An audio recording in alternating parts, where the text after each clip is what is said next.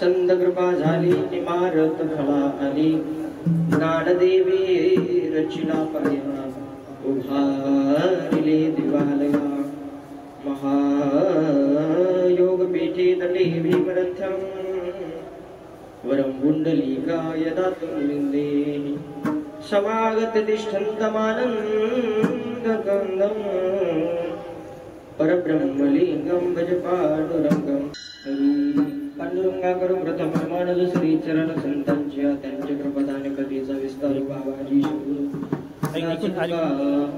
अलंकापुरी रम्य सिंहासनस्थं फलं भोजते जस्फुरति प्रदेशं विरेन्द्रादिदेवै सदा सूयपानं समाधिस्थमूर्तिं भज ज्ञानदीपं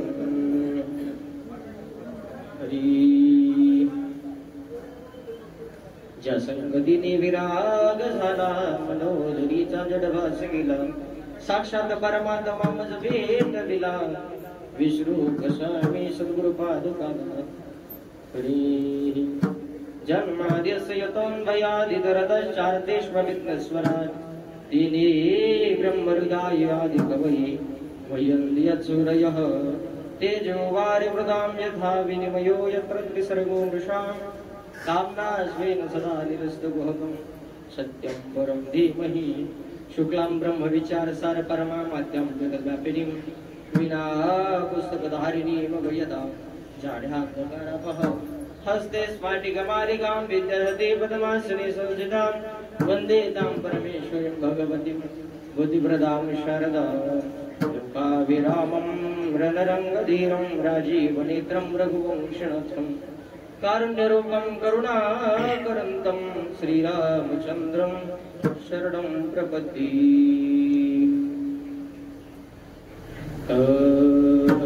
मनोजवं मारुतुल्यवेगं जितेन्द्रियं बुद्धिमतां वरिष्ठं वातात्मजं वानरयुतमुक्तं श्रीरामदूतं शरणं प्रपद्ये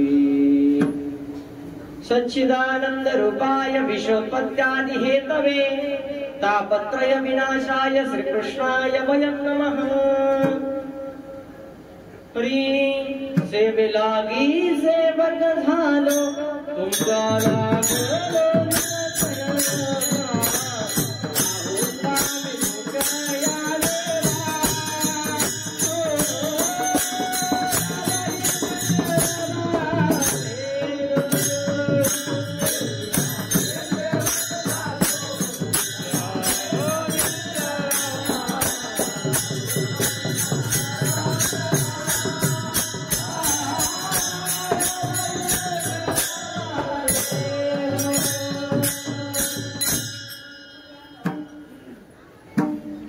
प्रस्तुत प्राप्त प्रसंगी प्राप्त स्थली कीर्तनाच्या सेवेकरिता घेतलेला निवडलेला अभंग जगद्गुरु तुकोबारायांच्या असणाऱ्या शिष्या महान भगवत भक्त संत ज्यांना पाठ्यपुस्तकाच्या माध्यमातून कवयित्री अशी पदवी दिलेली आहे आणि आपल्या वारकरी संप्रदायाच्या अनुसार महिला संत म्हणजेच संत कवयित्री पाहिनाबाई महाराज यांचा 6 चरणाचा अभंग वारकरी संप्रदाय रूपी मंदिराचं वर्णन करणारा अभंग आजच्या या कीर्तन रूपी सेवेसाठी आपण निवडलेला आहे.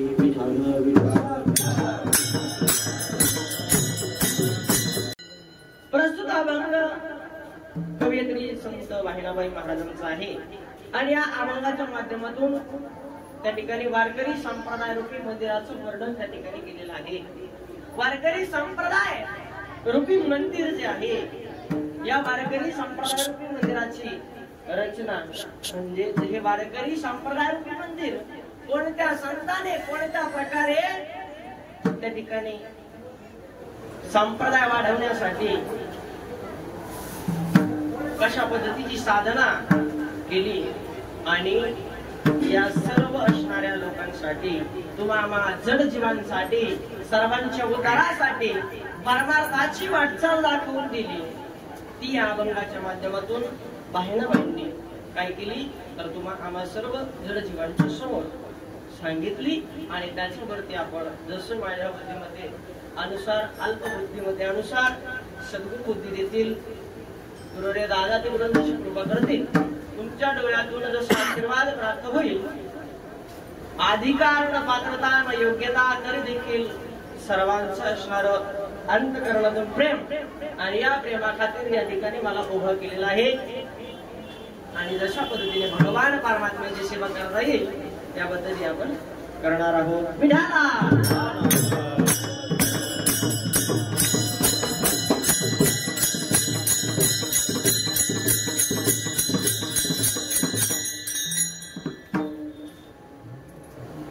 वारकरी संप्रदाय रूपी मंदिराचा पाया, वारकरी संप्रदाय रूपी मंदिराचा पाया म्हणजे विश्वमौली ज्ञानोबा आहे.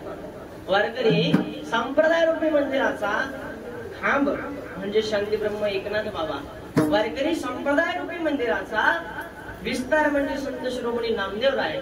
आणि वारकरी संप्रदाय रूपी मंदिराचा कलश स्थानी विराजमान झालेले संत म्हणजे जगद्गुरु तुकोबा राय. अशा असणाऱ्या जगद्गुरु तुकोबा रायांच्या असणारे एकनिष्ठ शिष्या म्हणजे संत बहिणाबाई महाराज ह्या म्हणतात. अशा पद्धतीचं या अभंगाचं वर्णन करत असताना म्हणतात की माझ्यावरती संतांची कृपा झाली आणि मग ही जी इमारत आहे वारकरी संप्रदाय रूपी ही इमारत फळाला आली. संतांची कृपा, संतांची कृपा, संतांची कृपा अनेक असणाऱ्या प्रकारे होत असते. अनेक प्रकारे म्हणजे संतांची कृपा होते हस्तकृपा, दृष्टिकृपा, त्यानंतर स्पर्श कृपा.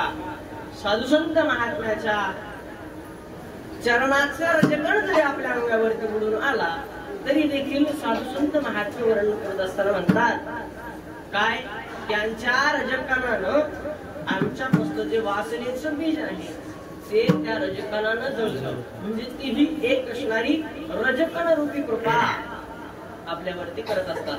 तशा पद्धतीची कृपा संत कवयित्री सांगतात बहिणाबाई महाराज की या असणाऱ्या संतांची माझ्यावरती कृपा झाली. आणि खरोखर साधू संत महात्मे ही कृपा करण्यासाठीच येत असतात. आणि पवित्र असणारा आषाढीचा एकादशीचा पर्व काळ या ठिकाणी संपन्न झाला. कधी 4 महिन्यापूर्वी. त्यावेळेस अखिलकोट ब्रह्मांड नायक पंढरीश पांडुरंग परमात्म्याला निद्रिस्त अवस्थेमध्ये म्हणजे भगवंताला शयन करण्यासाठी आपण या ठिकाणी आलो होतो. मग बऱ्याचशा वारकरी मंडळीला हेही माहित नाही आषाढी वारीला गेल्यानंतर भगवंताला काय करतात, निद्रिस्त करतात. आणि मग ह्या आषाढीला जायचं तर पार पुढच्या आषाढीला यायचं. मनुष्य देवाला झोपीत घालायचं नाही. मग कार्तिकी असणाऱ्या महिन्यामध्ये म्हणजे 4 असणाऱ्या महिन्याचा जो कालावधी निघून जातो त्यानंतर परमात्म्याला ज्या दिवशी झोपी घातलंय म्हणजे ज्या दिवशी भगवंताला आज्ञा दिली सर्वांनी निरोप दिलाय त्या दिवशी पासून काकड्याला प्रारंभ होतो. म्हणजे भगवंता तुम्ही या ठिकाणी जर आमच्या सारख्या साधकांसाठी या असणाऱ्या जड जीवांसाठी जर तुम्ही झोपी गेला तर कसं होईल, म्हणून आपण काकड्याच्या स्वरूपामध्ये भगवान परमात्म्याला उठवण्याचं काम करतो. आणि आता काकड्याची सांगता ही या पौर्णिमेला होईल. आणि त्या परमात्म्याला जे जे भक्त मंडळी जे जे असणारे वारकरी मंडळी शयन करण्यासाठी आले होते तेच मंडळी परत 4 महिन्याचा चातुर्मास करून गुरुवर्य दादा तर इथंच आहे. म्हणजे जसं आले दिंडी घेऊन आले, दिंडी झाल्यानंतर देखील त्याच ठिकाणी चातुर्मासासाठी थांबले. आणि आता ही परत दिंडीचं नियोजन झालं आणि या ठिकाणी दिंडी सोबत आपल्यासोबत पाय आलेलं त्या ठिकाणी मला ऐकायला पाहायला मिळालं. आणि खरोखर नुसतं पारमार्थ माईच्या द्वारा ही वैखरी चालते, लोकांना आवडते, आपलं लोकांना पटतंय म्हणून नुसतं सांगतच राहायचं अशातला भाग नाहीये दादांचा, कारण की स्वतः करून दाखवला. म्हणजे या ठिकाणी चातुर्मासासारखा जो महान पर्वकाळ आहे, त्या पर्वकाळासाठी उपस्थित राहिले. याच असणाऱ्या पद्धतीचे अनेक, हे तर फक्त उदाहरणार्थ सांगतो मी तुम्हाला, याच पद्धतीचे अनेक असणारे उपक्रम आहेत. म्हणजे आता गीता जयंती, हो, म्हणजे आषाढी सारख्या वाऱ्या असतील, शूलभंजनावरती त्या ठिकाणी सप्ताह झाला असं तुम्ही ऐकलं, क्षेत्र सप्ताह. हा, त्यानंतर भगवद्गीतेच्या पूर्ण भगवद्गीतेचं पारायणाच्या माध्यमातून असेल, अनेक काही आमच्यासारखे महाराज मंडळी असतात जे फक्त लोकांना सांगतात. कुठून सांगत माहिती का? इथून वरती सांगायचं.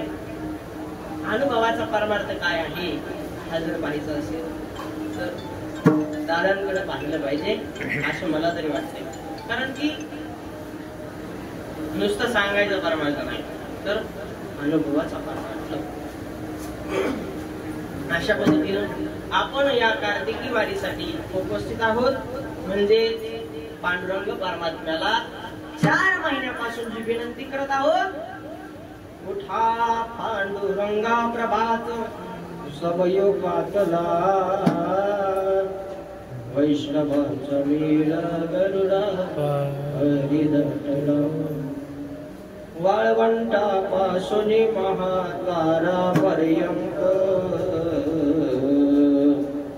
सुरभराची लाटी उभी जोडून हात.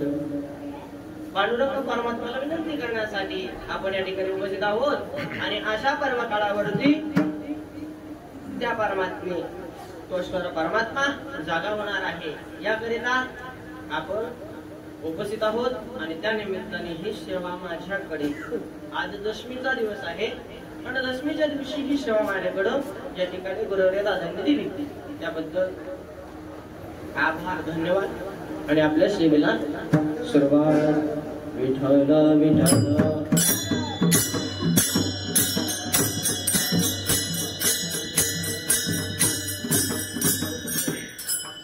त्यामध्ये या मठाची जागा आपल्याला उपलब्ध करून दिली. अशा असणारे हरिभक्त पारायण महाराजजी होते, बाबाजी होते, खूप मोठे महात्मे होते आणि कीर्ती रूपाने आजही या ठिकाणी उपस्थित आहेत. त्यांच्या मागे त्यांचा वारसा दीपक महाराज चालवत आहेत. आणि बाप्पाजावरती आमचे मित्र संदीप महाराज कडोळे हे उपस्थित आहेत. राजपिंपरी असणाऱ्या गावातील कोणालाही दादांच्या सानिध्यात आल्याचं पोहोच पावती माझ्या डोळ्यांनी आज पाहिली. कोणालाही दादांनी म्हणावं, म्हणा काय चरण म्हणा, शेवटचं तुकोबारायांचं असं, नामदेवरायांचं असं, काकड्याचा म्हणा, लगेच उचल चाली सगळं. आमच्या सारख्या चाल काढूस तर उचललं काय, चाल ध्यानात येईपर्यंत तर उचललं पण प्रमाण. म्हणजे अशी आपली गत आहे, आमची गत आहे. परंतु एकाचं एक असणारे, सुंदरशा साली म्हणणारे, सुंदरसा काकडा हरिपाठ नित्यनेम करणारे तुम्ही सर्व सज्जन श्रोते आहात आणि सर्व भजनी मंडळी आहेत. सर्वांना दंडवत प्रणाम. आणि गुरुवर्य दादांच्या चॅनल वरती ही युट्यूबची शूटिंग चालू आहे, त्यांनाही धन्यवाद. विठाला विठाला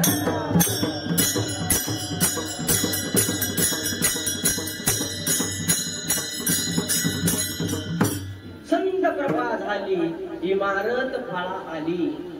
बहिणाबाई महाराज म्हणतात संतांची कृपा झाली आणि इमारत फळा आली. इमारत नेमकी कोणची आहे तर वारकरी संप्रदाय रूपी मंदिर ही इमारत आहे. बरं, आणि आपलं जे शरीर आहे हेही इमारतच आहे. या इमारतीचा पाया कुठं घातला जातो तर मातेच्या उदरामध्ये. हेही शरीर म्हणजेच मंदिर आहे. भावगीताच्या माध्यमातून ऐकायचं जर ठरलं तर देह ही पंढरी आत्मा पांडुरंग. पांडुरंग अशा पद्धतीची रचना केलेली आहे. आणि साधू संत महात्म्यांनी पाप पुण्य पिकवण्याची भूमी सुद्धा या देहाला म्हटलेला आहे. त्यानंतर 184 योनी फिरता आवचट नरदेह आला हाता करी याचे समाधान वाचे गाई नारायण.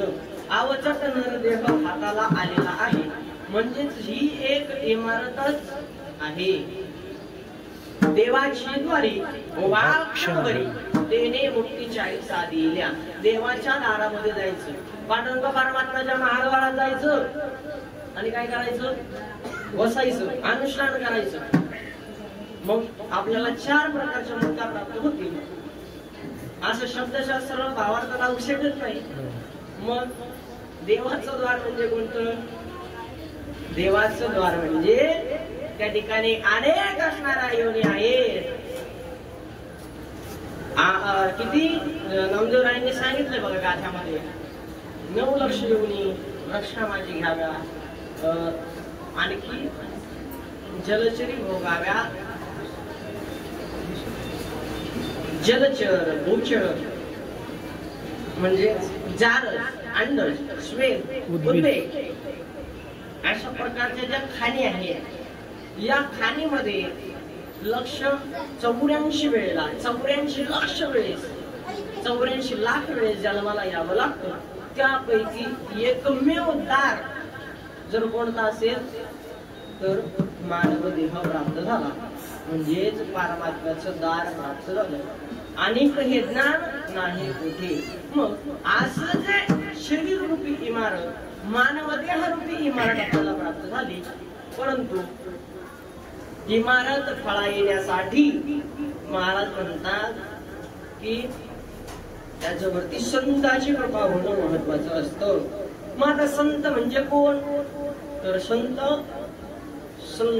म्हणजे ज्यांचा हेत विठ्ठल आहे तेची संत, तेची संत.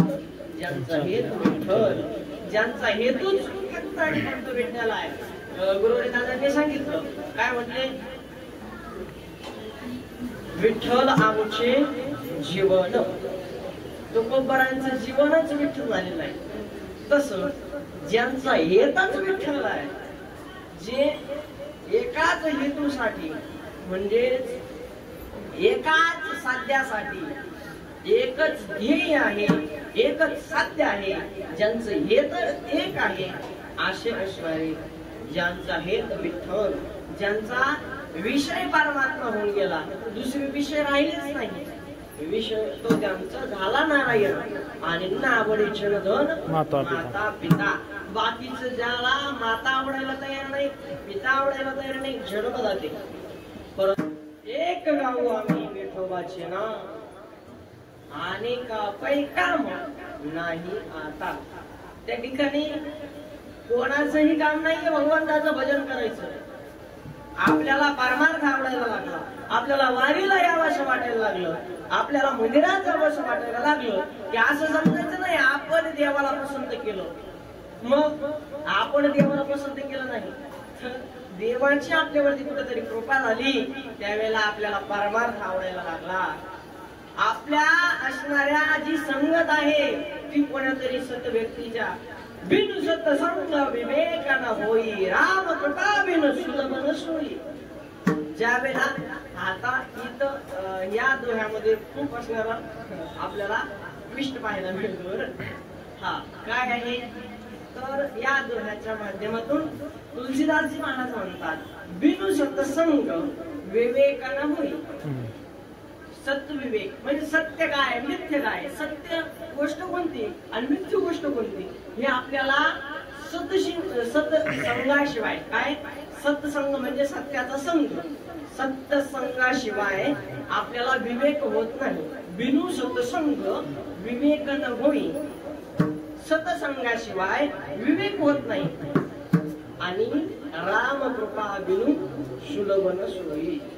जोपर्यंत प्रभू रामचंद्राची कृपा होत नाही म्हणजे त्या परमात्म्याची जोपर्यंत कृपा होत नाही तोपर्यंत सत्संग प्राप्त होत नाही. आणि सत्संग प्राप्त झाल्याशिवाय परमात्माकडे जाण्याची ओढ निर्माण होत नाही. म्हणजे कसं कसं आता अगोदर परमात्म्याची कृपा व्हावी लागते आणि त्या परमात्म्याची कृपा होण्यासाठी साधू संत मार्गदर्शन करत असतात. त्या परमात्म्याची भेट घालून देण्यासाठी साधू संत मार्गदर्शन करत असतात आणि ज्या असणाऱ्या परमात्म्याची भेट होण्यासाठी साधू संत मार्गदर्शन करतात त्यांची संगत प्राप्त होण्यासाठी देवाची कृपा लागते. किती असणारा ट्विस्ट आहे. मग हेच आपल्याला अभंगाच्या द्वारा सिद्ध करायचं आहे. त्या ठिकाणी संत कवयित्री सांगतात बहिणाबाई महाराज की संत कृपा झाली आणि इमारत फळा आली. इमारत फळा येण्यासाठी संतांची कृपा व्हावी लागते.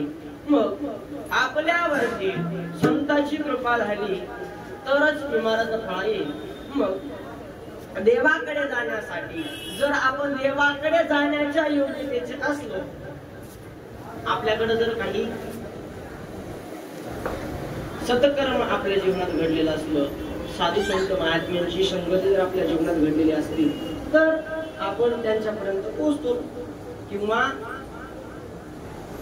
आपल्याला मुमुक्षत्व प्राप्त झालेलं असेल तर आपल्या जीवनामध्ये सद्गुरू येत असतात आणि ते आपल्यावरती कृपा करत असतात. मग अशा असणाऱ्या सद्गुरूंची कृपा होण्यासाठी आपल्याला काय करावं लागतं? श्रीगुरूंची कृपा होण्यासाठी आपल्याला आपल्या जागेवरती आपली साधना भरभक्कम करावी लागते, आपली साधना वाढवावी लागते. मी सांगत नाही निगमकल्पतरोर्गलितं फलं शुभमुखादमुखदुर्गसंयुतं पिबत भागवतं रसमालयं. म्हणजे त्या श्लोकातून आपल्याला एक उदाहरण घ्यायचंय. काय तर पोपट असणारा पोपटाला कैरी आवाज देत नाही पाळाला आल्याच्या नंतर की पोपटराव या आणि माझा आस्वाद घ्या, असं कैरी म्हणते का? नाही म्हणत. मग या असणाऱ्या कैरीप्रमाणे कैरीनं काय केलं तर स्वतःमध्ये बदल केला. तिने तुरटपणा घालवला, स्वतःतला आंबटपणा घालवला, तिने स्वतःचा हिरवटपणा घालवला. तसा आपल्यातला तिने टणकपणा घालवला. तसा या जीवानं कैरीप्रमाणे आपल्याही जीवनातला अहंकार रूपी टणकपणा टाकायचा आहे. कुविचारांचा तुरटपणा, आपल्यातला जो आंबटपणा आहे हा सोडून द्यायचा आणि म्हणजेच त्या पात्रतेचं व्हायचं. आणि तशा पद्धतीनं आपण मुमुक्षत्व प्राप्त झालं की जसं कैरीवरती पोपट आपोआप येऊन चोच मारतो, तशा पद्धतीनं सद्गुरू श्रीगुरू आपल्या जीवनात येतात आणि आपल्या मस्तकावरती हात ठेवतात. बाबाजी स्वप्ने येऊन तुकयाला अनुग्रह दिला निज प्रती. त्या पद्धतीनं आपण आपल्या जीवनात काय करायचं तर साधना करत राहायचं, आपली साधना वाढवायची. गुरुवर दादांनी सांगितलं तशा पद्धतीनं आपला अधिकार तयार करायचा आणि ते अधिकार करण्याचं माध्यम आहे काय? वारीच्या माध्यमातून. तर तुकोबराय म्हणतात न लगती सायास जावे वनंतरा सुखी येतो घरा नारायण. मग आपण पंढरपूरला कशाला आलो? जर सुखरूपाने परमात्मा घरी येणार नसेल तर मग तुकोबरायांचं प्रमाण खोट आहे. मग सुखाला आगे तरी शीतळंबळ तरी तू पंढरीशी जाईल कबीर. मग तू आवागाची सुखरूप होशील आणि जन्मोजन्मीचे दुःख विसरशी. नामदेवराय म्हणतात, नामदेवराय म्हणतात जर सुखाची अपेक्षा करणार असेल ना जीवा तर पंढरपूरला ये.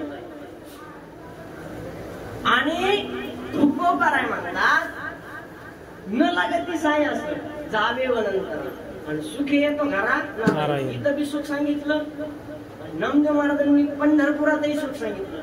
मग तुकोबरायचं ऐकायचं का नामदेवरायचं ऐकायचं? दोन्ही सांगतो, दोन्हींचं काय गेलं. ज्या असणाऱ्या जीवाला मोक्षत्व प्राप्त झालेलं नाही त्या जीवानं नामदेव महाराजांचं ऐकायचं, पंढरपुरापर्यंत पायी येण्याचा प्रयत्न करायचा.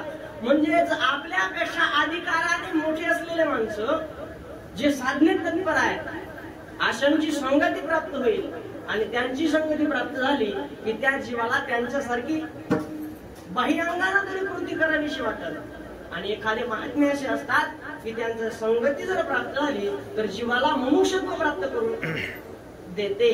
आणि मग अशा ज्या मुमुक्षत्व प्राप्त झालं त्यांच्या जीवनात श्री गुरु सद्गुरु येतात आणि हस्तकृपा करतात. म्हणजेच तत्वमसी ते तूच आहेस असं सांगतात. ते तत्व तूच आहेस असा आत्मतत्व रूपी बोध देतात. आणि मग त्या ठिकाणी मग ती प्रक्रिया आहे जी तुकोबारांनी सांगितली. काय नलगती सायस झावी वनंतरा सुखी येतो घरा नारायण. मग याच्यासाठी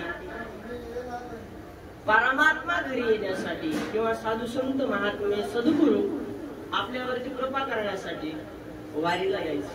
बरोबर. मग असे असणारे सद्गुरु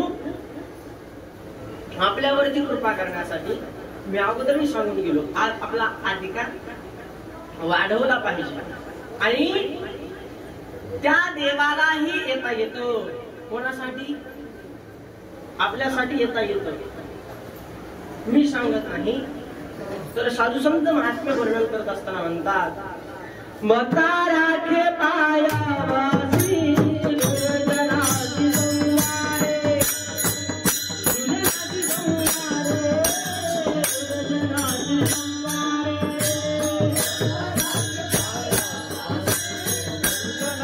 संवारे दुर्जनाची संवारे.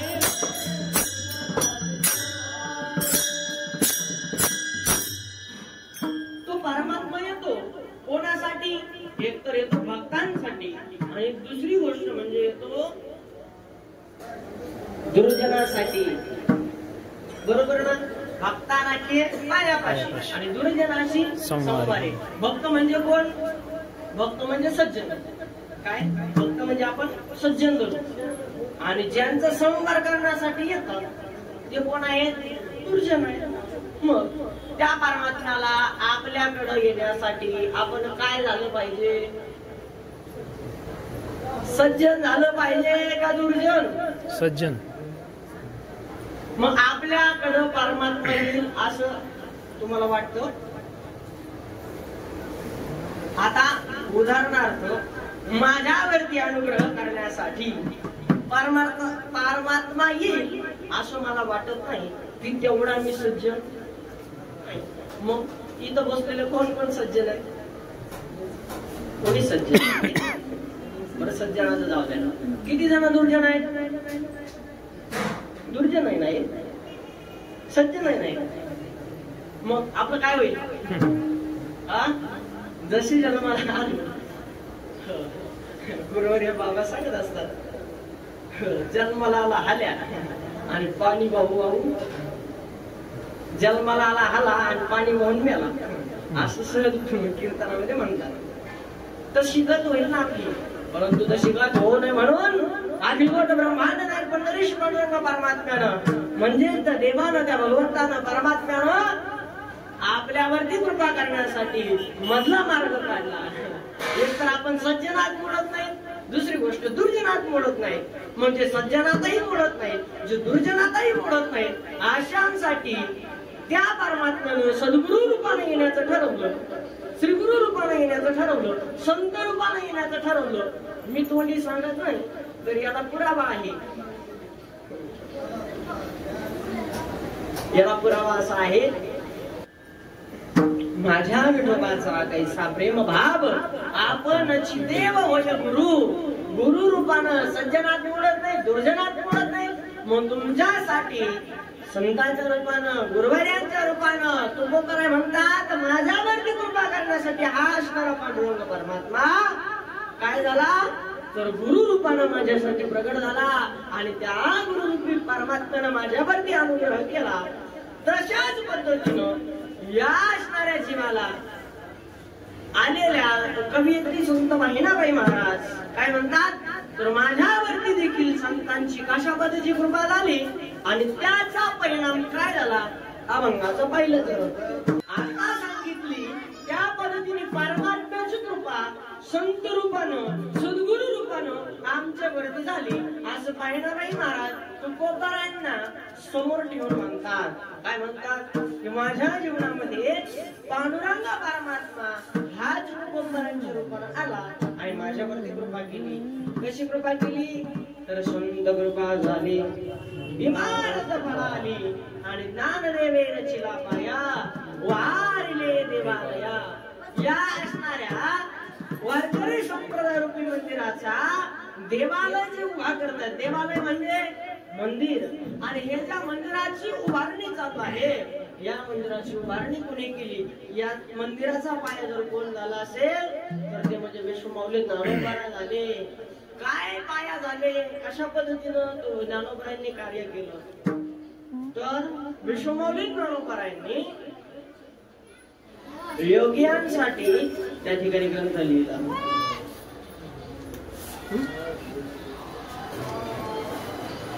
विठाला विठाला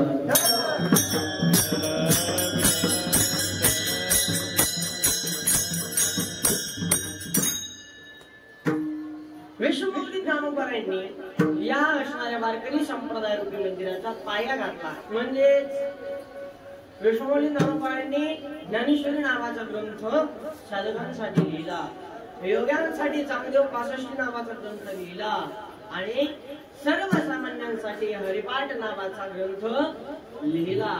म्हणजे सर्वप्रथम ज्ञानोबांनी या असणाऱ्या सर्वांसाठी काही ना काही निर्माण केलं. योग्यांसाठी 65 ओळींचा चांगदेव 65 नावाचा ग्रंथ, त्यानंतर साधकांच्यासाठी ज्ञानेश्वरी नावाचा ग्रंथ, केलीसे मराठी गीता देवी, भगवद्गीता नावाचा ग्रंथ आहे. भगवद्गीतेमध्ये त्या ठिकाणी संस्कृत असणारे शब्द आहेत. धर्म प्रवंचित कैतमूत्र परमो निर्मत्सराणाम सताम वेद्यम वास्तव मात्र वस्तु शिवदम तापत्रयण बोलनम श्रीमद् भागवते महामृतते किंवा प्रैरीश्वरः सद्यो वरुद्यते तृप्तिभिः शुश्रूषु विस्तक्षणात् निगमकल्पतरोर्गलितं फलम्. अशा प्रकारचे जे श्लोक आहेत हे भागवतातले सांगितले. पण भगवद्गीतेचे जे श्लोक आहेत हे आपल्या सर्वसामान्यांना कळायला तयार नव्हते, म्हणून त्यांनी संस्कृतातलं ज्ञान प्रकृतामध्ये केलं, म्हणजे संप्रदायाचा पाया घातला. नंतर वर्णन करत असताना म्हणतात की जनार्दन एकनाथ खांब दिला भागवत. शांतीब्रह्म एकनाथ महाराजांनी एकनाथी भागवत नावानं एक ग्रंथ निर्माण केला आणि त्या ग्रंथाचा असणारा काय आधार घेऊन प्रत्येक कीर्तनकार कीर्तन करतात. ज्ञानेश्वरी नावाचा ग्रंथ आहे, त्यातल्या ओव्याचा आधार घेऊन कीर्तनकार कथाकार कथा करतात. नाहीतर महाराष्ट्राच्या बाहेरचे जे कथाकार मंडळी आहेत त्यांना काय कशाचा आधार घ्यावा लागतो तर त्यांना आधार घ्यावा लागतो रामचरित मानसच्या दोह्यांचा, त्यानंतर कबीरदास महाराजांच्या दोह्या. म्हणजे असे जे संत आहेत ज्यांना उपनिषदाचा पुरावा घ्यावा लागतो.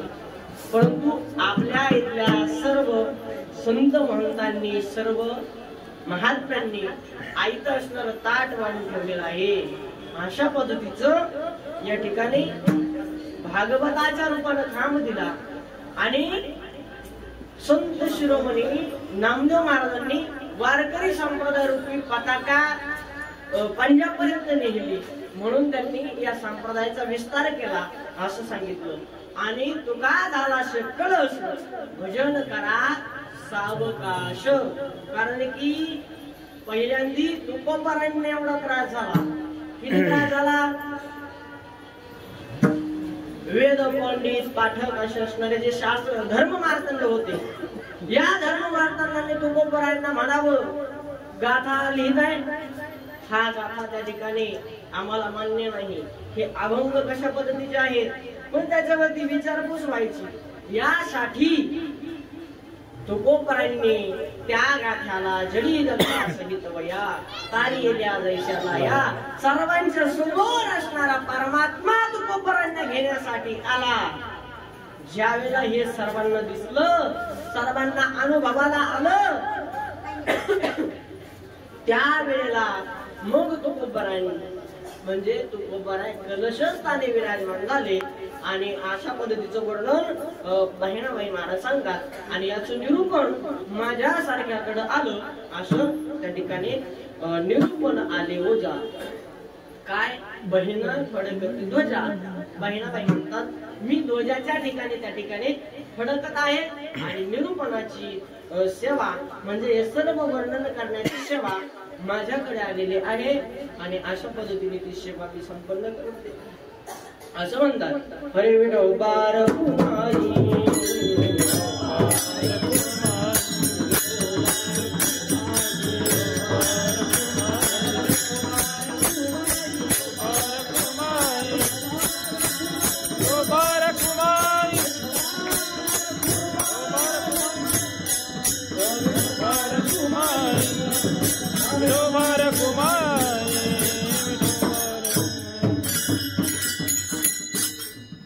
संत कृपा झाली इमारत फळाली.